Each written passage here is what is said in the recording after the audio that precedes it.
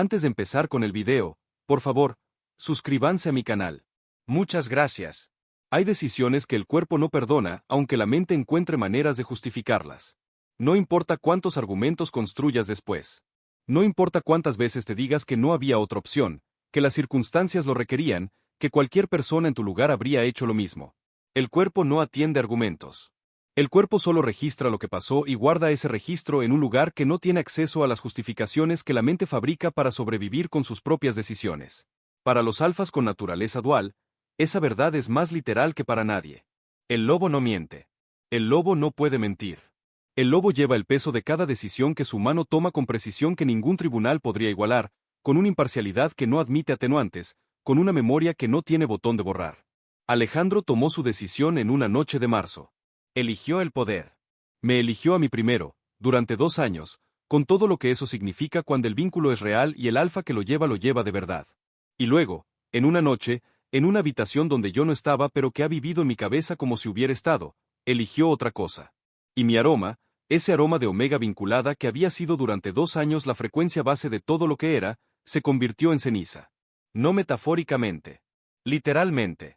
Como si algo que vivía en mí supiera antes que yo lo que había pasado y decidiera reflejarlo con una honestidad que yo todavía no tenía la información para tener.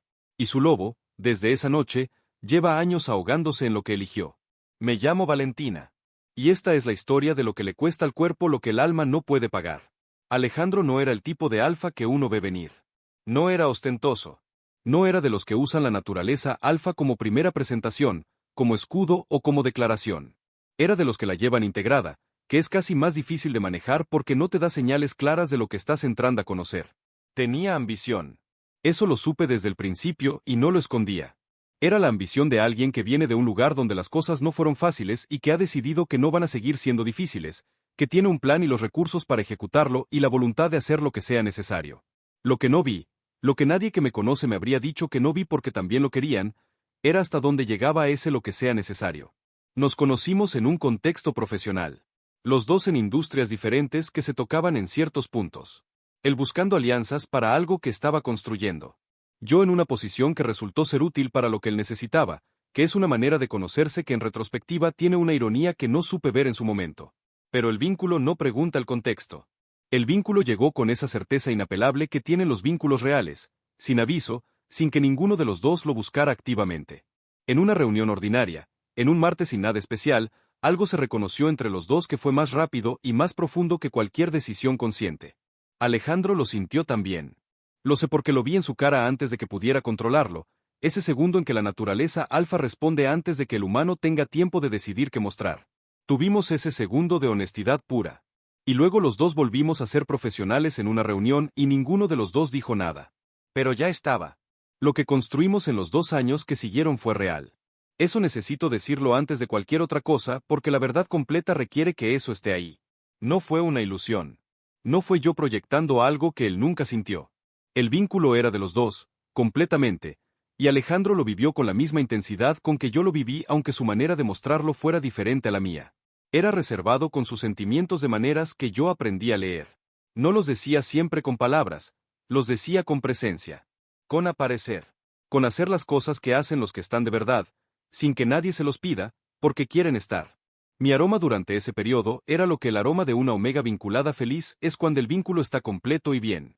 No tengo una descripción objetiva porque el aroma propio es de las cosas más difíciles de percibir desde adentro. Pero sé lo que me decía la gente. Que había algo diferente en mí. Que irradiaba algo que no tenían palabras precisas para nombrar pero que reconocían como algo bueno. El lobo de Alejandro estaba tranquilo.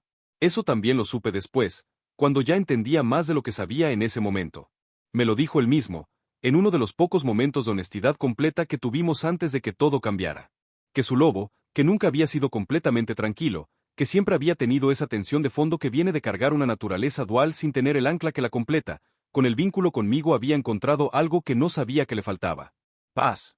Esa palabra en su boca, dicha con la incomodidad de alguien que no está acostumbrado a decir cosas así, me llegó de una manera que todavía recuerdo con precisión. Su lobo estaba en paz. Hasta que no lo estuvo. La oportunidad llegó en forma de una alianza. No voy a dar detalles que no son míos para dar. Lo que puedo decir es que era del tipo de oportunidad que para alguien con la ambición de Alejandro representaba exactamente lo que había estado construyendo Asia. El acceso al nivel de poder e influencia que había sido el objetivo desde antes de que yo existiera en su vida. La condición era el problema. La alianza requería una unión formal. No conmigo. Con la hija de la familia con quien la alianza se forjaba. Una omega de su mismo mundo, del tipo de familias que hacen ese tipo de arreglos con la misma naturalidad con que otros hacen contratos de negocios. Me lo dijo. Eso necesito reconocerlo porque sería fácil construir una historia en que yo me enteré de otra manera, en que la traición fue también cobarde en su método.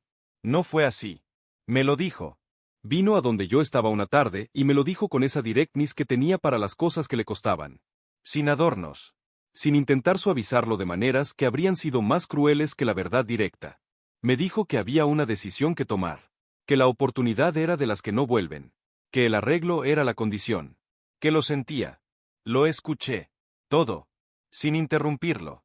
Y cuando terminó de hablar, en el silencio que siguió, sentí algo que no había sentido antes. Algo que venía de adentro y que no era solo emoción sino algo más físico que eso. Algo que se movió en mí de una manera que no pedí y que no pude controlar. Algo que se fue. No supe en ese momento lo que era. Lo entendí 3 días después cuando alguien que me conocía se me acercó con una expresión que no pude descifrar de inmediato y me preguntó si estaba bien. Que algo en mí se sentía diferente. Que no podía describirlo exactamente pero que había algo que no estaba. Fui a casa. Me quedé en el baño un momento largo. Y entendí. Mi aroma había cambiado. El aroma de una omega vinculada que sufre una ruptura de vínculo no voluntaria es una de esas cosas que la biología hace sin pedir permiso y que no tiene reversa fácil. No es que desaparezca completamente de inmediato. Es más parecido a que la frecuencia cambia. A que lo que era cálido se vuelve frío. A que lo que tenía vida pierde algo que no puede nombrarse con precisión, pero que cualquier persona con el olfato suficientemente sensible puede detectar. Ceniza. Esa fue la palabra que mi amiga Renata usó cuando finalmente le conté lo que había pasado. No con crueldad, con esa honestidad que tienen las personas que te quieren demasiado para mentirte cuando la verdad importa. Hueles como ceniza, me dijo. Como algo que fue fuego y que ya no lo es. Lo acepté porque era lo más preciso que alguien había dicho. Era exactamente lo que sentía desde adentro. Que algo que había sido fuego se había convertido en lo que queda después. No nada. El residuo de algo que existió. Que fue real.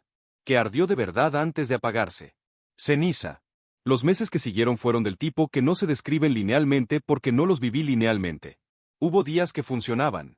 Que podía levantarme e ir al trabajo, y tener conversaciones y comer y existir en el mundo de maneras que desde afuera probablemente se veían completamente normales. Hubo otros que no. Hubo noches en que el vínculo que seguía existiendo en mi biología, aunque la persona al otro lado del hubiera elegido otra cosa, me hacía un daño que no tenía equivalente en ningún dolor que hubiera conocido antes. El vínculo no sabe de decisiones. El vínculo no procesa que el alfa eligió otra cosa. El vínculo solo sabe que hay algo incompleto, y esa incompletud tiene consecuencias físicas que ninguna cantidad de voluntad puede simplemente decidir no sentir. Renata estuvo con la constancia de alguien que había decidido quedarse sin hacer de eso una declaración. Sin decirme lo que tenía que sentir, ni cuánto tiempo tenía que tomarse, ni en qué momento se suponía que debía estar mejor. Solo presente. Que era exactamente lo que necesitaba, aunque en ese momento no hubiera podido pedirlo con esas palabras. Lo que también fue pasando en esos meses, lo que no supe de inmediato, sino que fue llegando en fragmentos por canales que no podía controlar, era lo que estaba pasando del otro lado. Lo que le estaba pasando al lobo de Alejandro. El lobo no había aceptado la decisión. Eso era lo que me llegaba. No de él directamente, no teníamos contacto, sino por las maneras indirectas en que las cosas se saben cuando dos personas han estado vinculadas y cuando ambas siguen existiendo en mundos que aunque separados comparten algunos bordes. El lobo de Alejandro estaba rechazando la nueva situación. No de manera que el mundo exterior pudiera ver completamente. Alejandro seguía funcionando. Seguía con su vida, con la alianza, con lo que había elegido. Pero las personas cercanas a él, los que lo conocían de verdad, hablaban de algo diferente en el que no podían describir con precisión. Que estaba más tenso. Que había algo que no descansaba. Que había momentos en que parecía estar en dos lugares al mismo tiempo, presente físicamente pero con algo del constantemente en otro lado. El lobo buscaba lo que su humano había descartado. El lobo no había tenido voto en la decisión. Y el lobo no estaba dispuesto a comportarse como si lo hubiera tenido. Alejandro vino a verme 7 meses después de esa tarde. No lo esperaba. No habíamos tenido contacto, y yo no había buscado tenerlo porque el contacto con alguien que carga el otro lado de tu vínculo mientras vive con otra persona es un tipo de daño que uno aprende a no infligirse cuando tiene suficiente instinto de autopreservación. Pero apareció en la puerta de mi departamento un sábado por la mañana con un aspecto que no correspondía al Alejandro que yo había conocido. No en el sentido físico, seguía siendo él, seguía teniendo la misma presencia, sino en algo más sutil. Algo en los ojos que no había estado antes o que siempre había estado pero que antes no era tan visible. Agotamiento. No de sueño. Del otro tipo. Del tipo que viene de cargar algo que no descansa. Abrí la puerta porque no abrírsela habría requerido una clase de frialdad que no tengo, aunque en ese momento quizás me habría convenido tenerla. Entra, dije. Entró. Se sentó sin que nadie lo invitara a sentarse, que era un comportamiento que no reconocí de inmediato como diferente hasta que me di cuenta de que el Alejandro que yo conocía siempre esperaba. Que tenía esa cortesía física de alguien que no asume que el espacio que ocupa es bienvenido. Este Alejandro se sentó porque sus piernas tomaron la decisión antes de que él pudiera aplicar el filtro habitual. El lobo. Pensé sin decirlo. El lobo estaba conduciendo. ¿Cómo estás?, dijo. Y en su voz había algo que iba más allá del protocolo de la pregunta. Bien, dije. Que era una respuesta incompleta, pero que era lo que podía dar en ese momento. Me miró. No de la manera ordinaria. De la manera en que los alfas miran cuando están leyendo algo que va más allá de lo que los ojos ven. Tu aroma, dijo. Está diferente. Lo sé, dije. ¿Desde cuándo?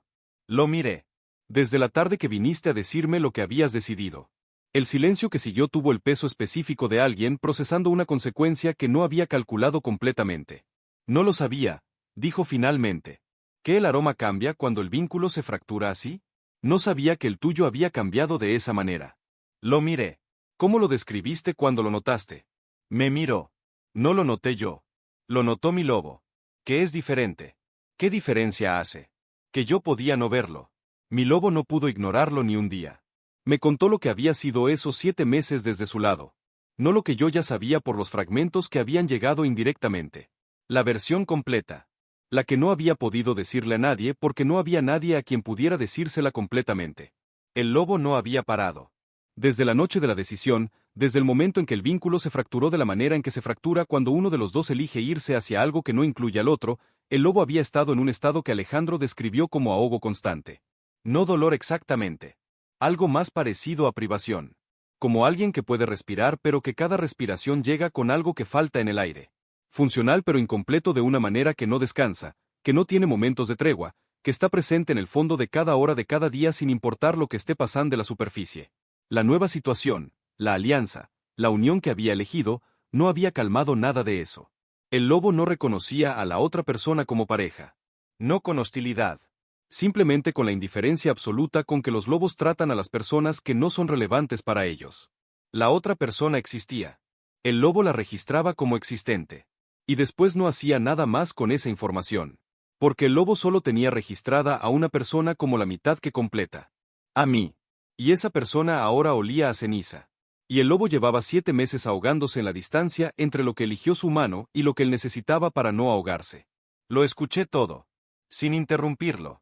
Sin darle lo que una parte de mí quería darle, que era alguna forma de consuelo o de alivio porque así soy y porque verlo así activaba cosas que yo quería que no se activaran. Cuando terminó, dije lo que necesitaba decir aunque costara decirlo. Alejandro, lo que me estás contando es real. El sufrimiento de tu lobo es real. Y no tengo manera de decirte que no me importa porque me importa. Pero tomaste una decisión. Y esa decisión tiene consecuencias que los dos estamos cargando. Tú el ahogo de tu lobo. Yo el aroma que se fue. Y no hay manera de simplemente deshacer eso como si no hubiera pasado. Lo sé, dijo. Entonces, ¿qué buscas viniendo aquí? Me miró por un momento largo. Verte, dijo finalmente. Saber cómo estás. Decirte lo que no te dije esa tarde porque en ese momento no tenía las palabras y ahora las tengo aunque no sé si cambian algo. ¿Qué palabras? Que me equivoqué. Que lo que elegí no valió lo que costó. Que el poder que busqué durante tanto tiempo no se siente como pensé que se sentiría cuando lo que dejé para obtenerlo está en el aroma de ceniza de la persona que debía haber elegido. El silencio que siguió era del tipo que tiene demasiado adentro para que ninguna respuesta inmediata le haga justicia. No voy a decirte que esa conversación lo resolvió todo. No lo resolvió. Las cosas que se fracturan de esa manera no se resuelven en una conversación, aunque la conversación sea honesta, y aunque las palabras que se dicen en ella sean las que debieron decirse antes de que nada se fracturara. Lo que sí hizo fue cambiar algo. No en la situación externa, que seguía siendo lo que era, sino en algo interno. En la manera en que yo cargaba lo que cargaba.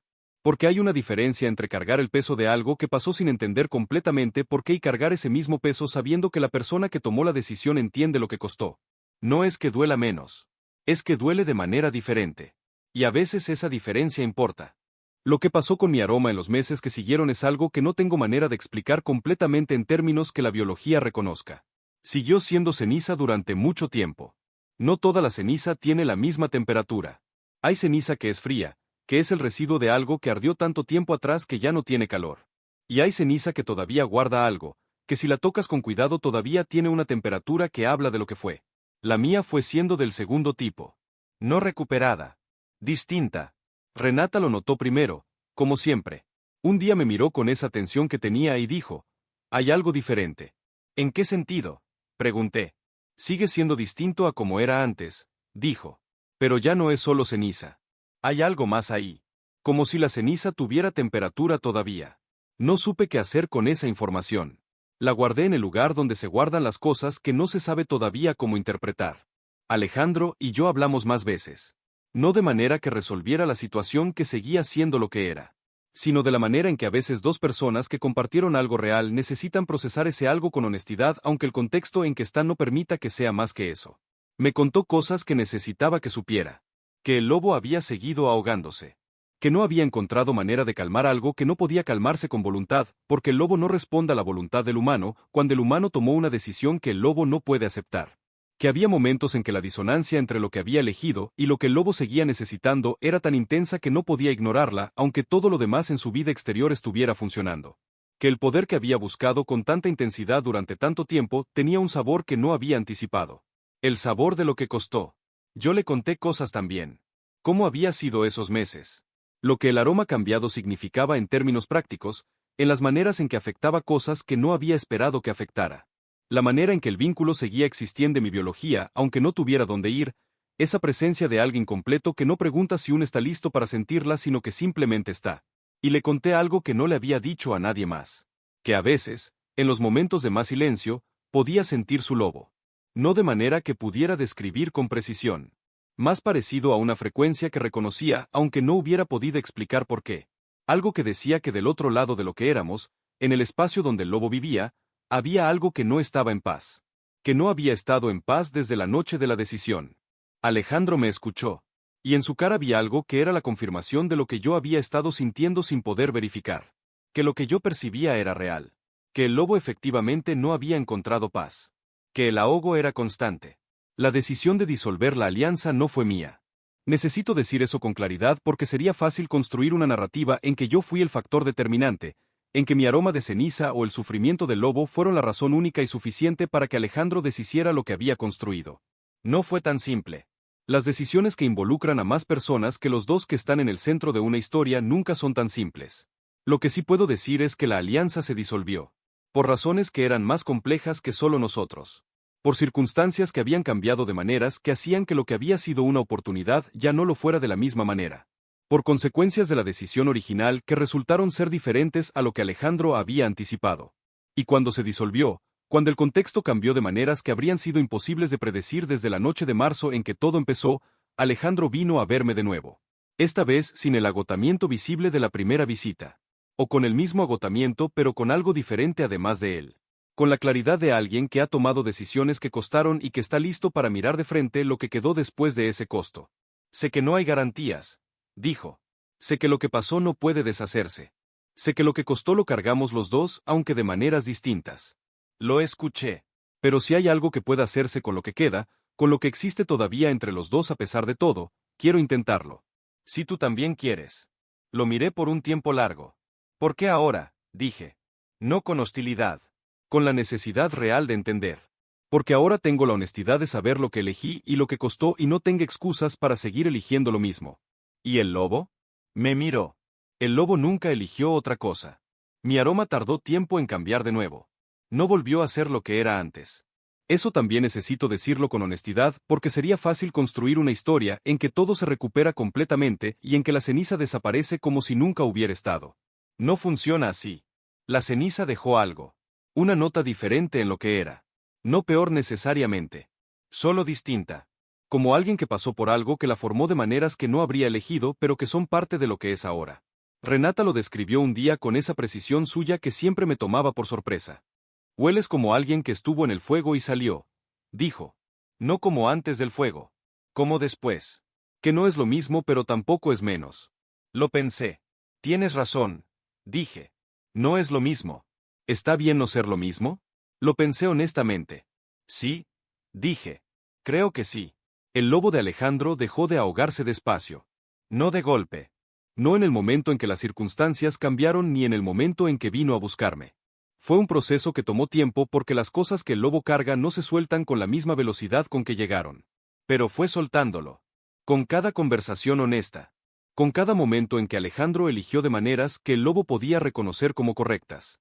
Con cada día en que lo que era el vínculo entre los dos fue encontrando una forma que reconocía como propia, aunque fuera diferente a la forma que tuvo antes. Hay algo que aprendí de todo esto que no había aprendido de ninguna otra manera. Que el cuerpo es más honesto que la mente. Que el aroma que cambia y el lobo que se ahoga y la marca que se apaga y todas las maneras en que la biología refleja lo que está pasando en el vínculo son información que no se puede ignorar aunque a veces queramos ignorarla. Que cuando el cuerpo dice algo, cuando el lobo dice algo, cuando el aroma dice algo, vale la pena escuchar. No porque el cuerpo siempre tenga razón en el sentido de que sus señales deban dictar cada decisión, sino porque es el sistema de advertencia más honesto que existe. Porque no tiene interés en las justificaciones. Porque solo reporta lo que es. Y que cuando alguien elige el poder sobre el amor, el cuerpo lo sabe. Lo sabe en el aroma que cambia a ceniza. Lo sabe en el lobo que se ahoga. Lo sabe con una precisión que ninguna explicación intelectual puede contradecir. El cuerpo no juzga. Solo registra. Y a veces lo que registra es el costo exacto de lo que elegimos. Ni más ni menos. Si llegaste hasta aquí, gracias. Esta historia es de las que pesan de maneras distintas dependiendo de qué lado de ella te reconoces. Si has sido el que eligió y pagó el costo en el cuerpo sin poder ignorarlo. O si has sido el que cargó el aroma de ceniza mientras esperaba entender qué había pasado. Los dos lados duelen. De maneras diferentes. Y lo único que sé con certeza después de todo esto es que el cuerpo siempre dice la verdad aunque tardemos en escucharla. Escúchalo. Antes de que el aroma cambie. Antes de que el lobo empiece a ahogarse. Antes de que el costo sea más alto de lo que nadie anticipó. Dale like si esta historia te llegó donde debía. Compártela con alguien que necesite escucharla hoy. Y cuéntame en los comentarios. ¿Has sentido alguna vez que tu cuerpo sabía algo que tu mente todavía no estaba lista para saber? ¿Cómo fue? Nos vemos en la siguiente historia. Cuídense. Y escuchen lo que el cuerpo dice. Siempre lo dice primero.